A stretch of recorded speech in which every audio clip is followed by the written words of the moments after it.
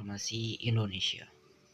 Reformasi 1998 merupakan titik balik fundamental dalam sejarah Indonesia, mengubah pola hubungan negara warga negara menjadi lebih demokratis, transparan, dan partisipatif. Era ini menandai berakhirnya pemerintahan otoriter Orde Baru dan memulai transisi menuju sistem demokrasi yang mengutamakan kebebasan, hak asasi manusia, serta rotasi kekuasaan secara damai. Berikut adalah evaluasi mengenai dampak reformasi dan arah perkembangan demokrasi di Indonesia. Dampak positif reformasi. Demokratisasi politik. Sistem multipartai diberlakukan kembali, memungkinkan partisipasi politik yang lebih luas dan kompetitif. Pemilu demokratis. Pemilihan umum, termasuk pemilihan langsung kepala daerah, pilkada, menjadi mekanisme utama pengisian jabatan publik. Kebebasan berpendapat dan pers. Hilangnya pembungkaman pers dan kebebasan berekspresi yang lebih tinggi yang sebelumnya sangat dibatasi pada masa Orde Baru. Amandemen Konstitusi. Dilakukannya amandemen Undang-Undang Dasar 1945 untuk membatasi kekuasaan eksekutif, memperkuat legislatif, dan menegaskan jaminan HAM. Desentralisasi otonomi daerah.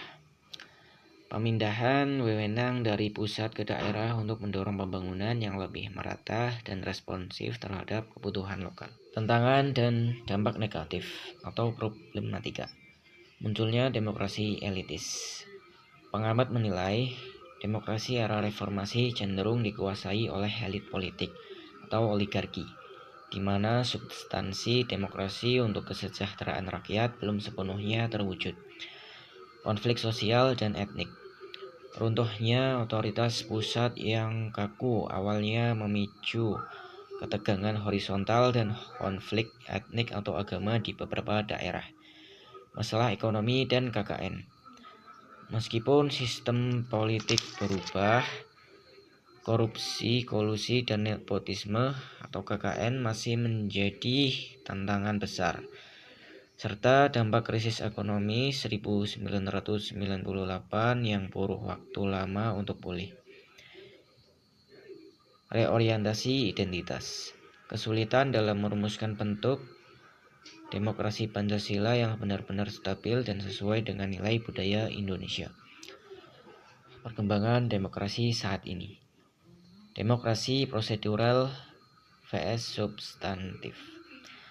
Saat ini, demokrasi Indonesia dinilai masih kuat dalam prosedur. Pemilu berjalan rutin, namun masih berjuang dalam kualitas substansial, kualitas kebijakan, penegakan hukum. Partisipasi publik. Partisipasi masyarakat dalam pemilu tinggi, namun masih perlu diimbangi dengan kebebasan sipil yang sehat. Tantangan hukum dan kelembagaan. Fokus utama kini adalah meningkatkan efektivitas, efisiensi, dan keadilan dalam sistem peradilan serta lembaga negara. Kesimpulan, reformasi telah berhasil membuka pintu kebebasan dan mengubah Indonesia menjadi negara demokratis.